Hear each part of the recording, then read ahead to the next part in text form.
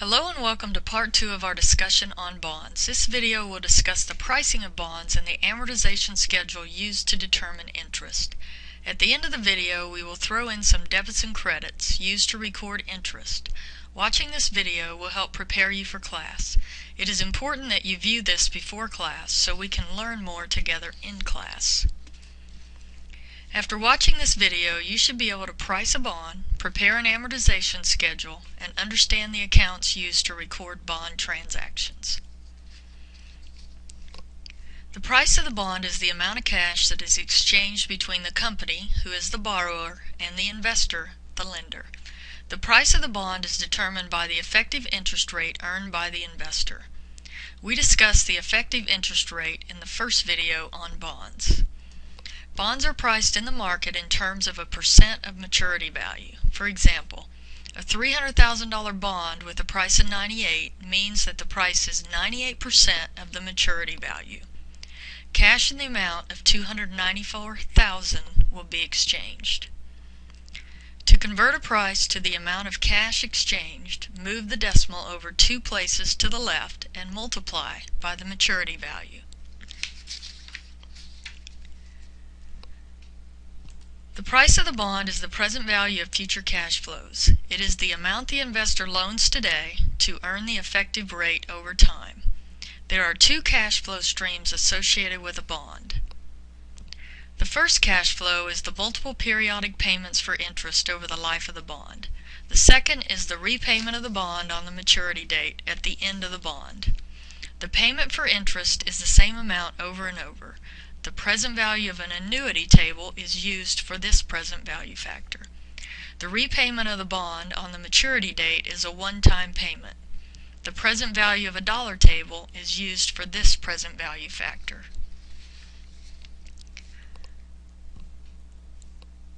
Let's look at an example of how to determine the price of the bond. In this example, the company issued 100,000 maturity value bonds with a stated rate of 8% due in 10 years at an effective market rate of 8%. The bond pays interest semi-annually, which is 2 times each year. The present value of the 2 cash flow streams must be determined. First, compute the amount of cash interest that will be paid. This is computed by multiplying the maturity value by the stated interest rate and then dividing by the number of times each year a payment will be made. In this example, interest is paid twice a year, so the cash interest is divided by 2 to get the amount of each payment. Each of the cash flow streams is multiplied by the present value factor from the present value tables to get the present value of the future cash flows.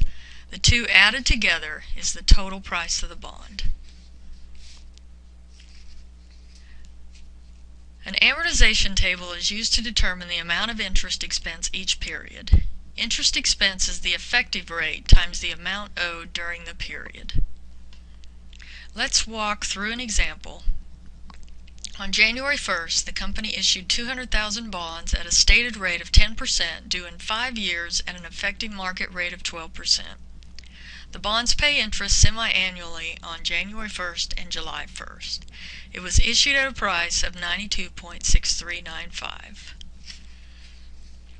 The table begins on the far right with the price of the bond as the amount owed. The price of the bond is less than the maturity value, which means it was issued at a discount. Over the life of the bond, the discount will go to 0 and the amount owed will become the maturity value of 200,000. Compute the effective interest column first. It is the amount owed at the end of the last period times the effective rate for 6 months, which is 12% divided by 2 times a year. Compute the stated column, which is the cash paid for interest.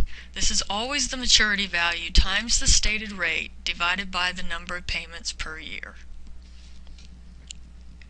The stated interest amount must be paid every 6 months and will be the same every time because it is stated in the bond contract. The difference between the effective interest and the cash paid for interest. Adjust the amount owed for the bond payable. The amount paid is less than the amount incurred, and the difference will be paid at the end of 5 years when the maturity value is paid.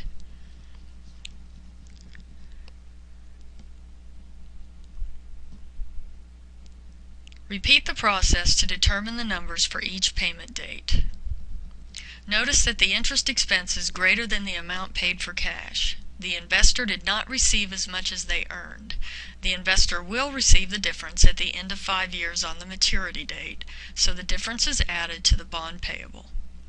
Take a moment to look at the amortization schedule and recompute the amounts.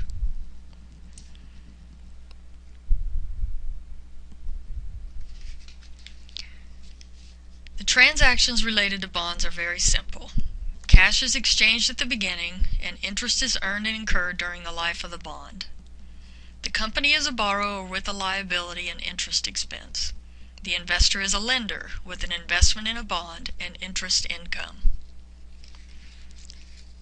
The bond is issued when the cash is exchanged between the company, who is the borrower, and the investor, the lender. On the date the bond is issued, the borrower, the company, records a liability. The investor, the lender, records an investment in the bond. When cash is not exchanged on the issue date stated in the bond contract, which is the date the bond contractually begins, the borrower and investor must record the stated interest for the time that has passed between the bond original date and the date the cash is actually exchanged. The investor pays the company for the interest that is passed and gets this amount back as part of the first interest payment. The bond contract states that a full 6 months of interest must always be paid. When the bond is not issued at the beginning of the first 6-month period, the investor really doesn't earn the full 6 months. The investor pays the amount they have not earned up front, and when they get the full 6 months interest payment back, it nets to cash for the period of time the investor has really earned. We will discuss this further in the next video. The entry to record interest is recorded differently depending on what occurs during the bond period and the interest incurred. Picture the rows on the amortization schedule. Each row represents a 6-month period of time. We have also added other rows for things like year ends or early repayments. When no payment occurs between the bond payment date, interest expense is recorded for the full amount for the 6-month period, and cash is recorded and paid for the stated amount. The difference between the two is an adjustment to the amount owed. Interest accrued at the end of the period is recorded to interest payable instead of cash because the payment has not yet been made. The difference between the amount incurred and the interest owed is adjusted to the amount of the bond payable. When a transaction occurs between the bond payment dates, interest was accrued up to the date of this transaction. The payment pays off the interest previously accrued and pays the interest expense for the rest of the time in the period. The difference between the interest and the cash paid adjusts the amount owed on the bonds payable. The journal entries for the investor are very similar, with the difference being that interest is earned and received, and the adjustment for the difference is made to the investment account. This is difficult to picture without numbers. We will add numbers in the next video. For now, here are a few things that you should remember. Interest expense will not equal the cash paid when the stated rate does not equal the effective rate. The difference adjusts the amount owed. Cash is always recorded for the total stated payment amount. Cash is never prorated for time passed. This is because it's in the bond contract. Interest is always recorded for the amount of time that has passed since the last journal entry was made. If you're recording interest on a date that is not a bond payment date, do not use cash. Use interest payable or receivable. A journal entry to record an interest payment after an accrual for interest has been made will include 4 accounts: interest expense, interest payable, bonds payable, and cash. After viewing this video, you should be able to compute the price of a bond, prepare an amortization schedule, and understand the transactions and accounts that are used to record bonds. The journal entries will be explained further in the next video. This concludes the second part of our discussion on bonds payable. In the next video, we will work through a complete example of accounting for bonds. Please fill in the blanks on the bonds payable pages in your course pack and work through the practices you learn problems on StudyMyAccounting.com. Thank you for taking the time to be prepared for class. It is very much appreciated.